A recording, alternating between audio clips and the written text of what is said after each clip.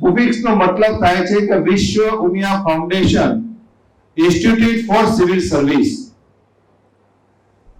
ગુજરાતીઓ વધુમાં વધુ વહીવટી તંત્ર, પોલીસ તંત્ર, ન્યાય તંત્રની અંદર પ્રવેશીને એક સારા સંચાલક તરીકે પોતાની ઇમેજ બનાવી શકે, એના માટે સંસ્થાકીય લેવલે આપણે શું પ્રદાન કરી શકીએ, એમને કેવી રીતે તૈયાર કરી શકીએ, એ માટેનો એક વિચાર સતત લગભગ છેલ્લા 15 વર્ષથી આપણા દરેકના મગજમાં ચાલે છે.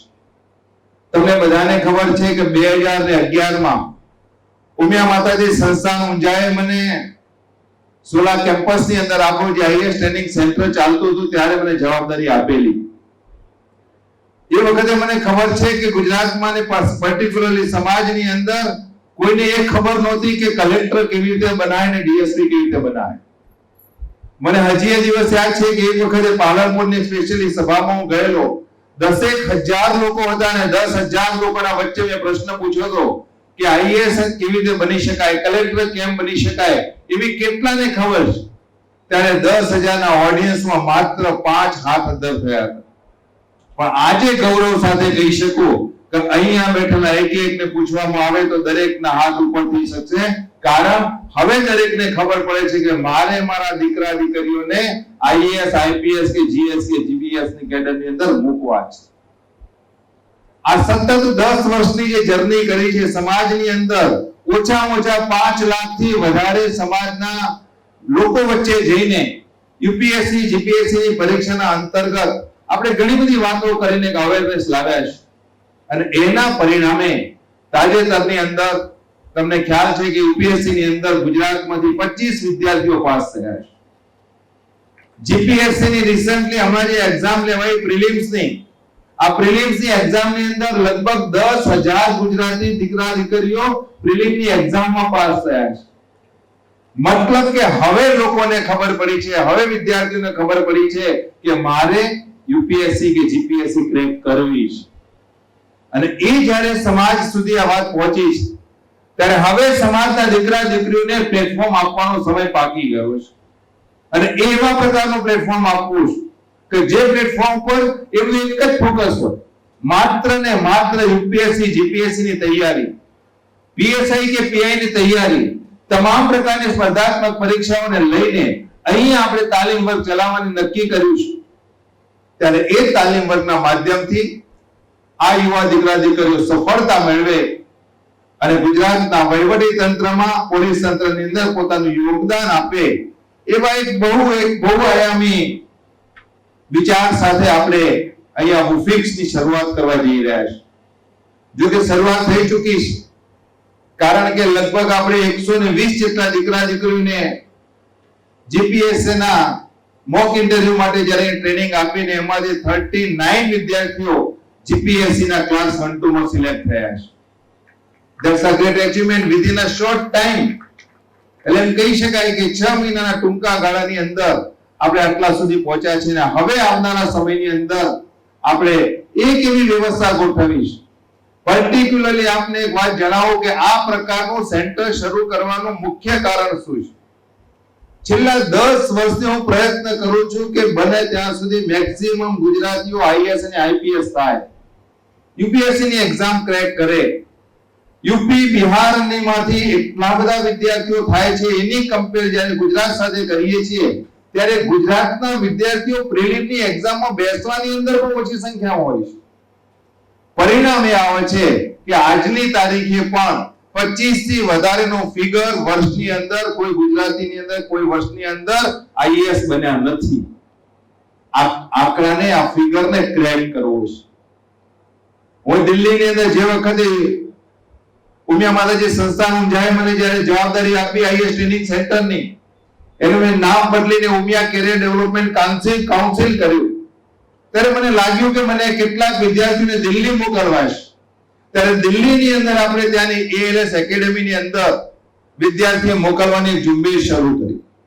પણ જાણે અજાણે ક્યાંક સમાજની એટલી નિષ્ક્રિયતા અને ઘણી વખત એટલી બધી એની અજ્ઞાનતાને કારણે સતત 6 મહિનાની મહેનતના અંતે ફક્ત 4 વિદ્યાર્થીઓને અમે મોકલી શક્યા.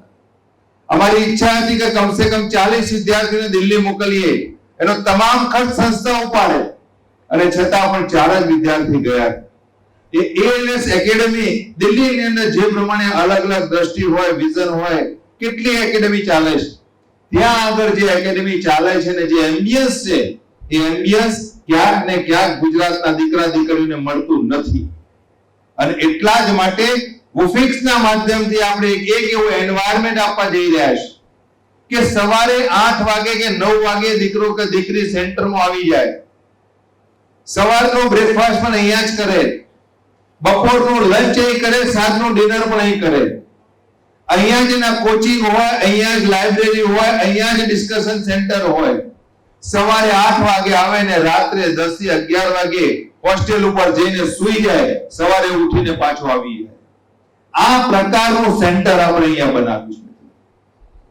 દિલ્હીની એમ્બિયન્સ આપવાનો પ્રયત્ન કર્યો છે, જેથી કરીને જે યુપીએસસી ની કે જીપીએસસી ની તૈયારી કરે એ દીકરા દીકરીઓના મગજની અંદર માત્ર ને માત્ર એક જ ફોકસ હોય કે મારે તૈયારી કરવાની છે, કે રાત્રે સુવા માટે જાય એટલે એની સાથેનો બીજા કોઈ વ્યક્તિનો સંપર્ક ન થાય, એટલે એક જ વિચાર સાથે એક કન્ટિન્યુટીમાં જળવાય, એ પ્રકારની વ્યવસ્થા આપણે વુફિક્સના આ સેન્ટરના માધ્યમથી કરવા જઈ રહ્યા છીએ.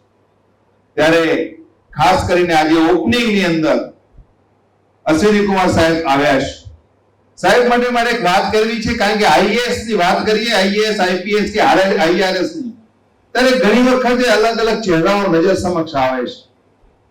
ક્યાંક કરેક્ટ સિસ્ટમના કારણે તમારો ને મારો અભિગમ આઈએએસ અને આઈપીએસ અધિકારીઓ માટે બદલાઈ જાય છે, અને એવા સંજોગોની અંદર આશાનું કિરણ ક્યાંક દેખાતું હોય ને ત્યારે એમ લાગે કે ના, સંસ્કૃતિ હજી પણ ટકી રહી છે. આપને જાણીને નવાઈ લાગશે કે આજના આ વુફિક્સના ઓપનિંગના સેન્ટર વખતે અહીંયા જે મહેમાનો ઉપસ્થિત છે ને એ નક્ષીઠ પ્રમાણિત અધિકારીઓ છે, જેમનામાંથી શીખવાનું છે, સમજવાનું છે અને સમાજને મેસેજ આપવાનું છે. અશ્વિની કુમાર સાહેબની એક સંવેદનશીલતાની વાત મને ડોક્ટર જય થરૂરે જ્યારે કરી હતી કે ગમે તેટલા વ્યસ્ત સમયના વચ્ચે બીજા કોઈને મળે કે ન મળે, પણ જ્યારે આમ આદમી એક સામાન્ય પ્રજાજન વગર એપોઇન્ટમેન્ટે પણ એમને મળવા જાય અને એની ચિંતા કરીને એને વાત સાંભળીને એનું જજમેન્ટ આપે, ત્યારે આપણને લાગે કે આવા અધિકારીઓની સમાજને જરૂર છે. એવા જ આપણા ડોક્ટર સંજય પુંગલિયા સાહેબ આઈઆરએસ, એક પ્રકારનું વ્યક્તિત્વ કે હંમેશા બીજાના દુખે દુખી ને સુખે સુખી, કોઈ પણ સામાન્ય માણસ આવે તો એને કેવી રીતે એને સપોર્ટ કરી શકું, મદદ કરી શકું, આ ભાવના સાથેના અધિકારીઓ આજે આ શુભારંભમાં અહીંયા ઉપસ્થિત છે. એટલે મને વિશ્વાસ છે કે અહીંયાથી જે અધિકારીઓ બનશે એમનામાં કમસે કમ આ સંસ્કારોનું સિંચન થશે. કારણ આપણે એવા સેન્ટરો નથી ચલાવવા કે જે સેન્ટરોની અંદર દીકરા દીકરીઓ અહીંયા આઈએએસ કે આઈએપીએસ કે જીએસ કે જીપીએસ બને અને પછી એક સામાન્ય વ્યક્તિની કે સામાન્ય પરિવારની કે સમાજની ચિંતા ન કરે, માત્ર ને માત્ર પોતાના પરિવારની ચિંતા કરે, એવા અધિકારીઓનું પ્રોડક્શન આપણે નથી કરવું. અને એ પ્રકારની વ્યવસ્થાને લઈને આપણે કામ કરીએ છીએ. સ્વામી વિવેકાનંદજીનું મને એક વાક્ય યાદ છે કે કોઈ પણ કાર્ય જ્યારે કરવું હોય તો તમે યોગ કરો, યોગથી ધ્યાન કરો, અને ધ્યાનથી પછી આધ્યાત્મ તરફ જઈ અને કોઈ પણ સફળતા માટેના મંત્રને તમે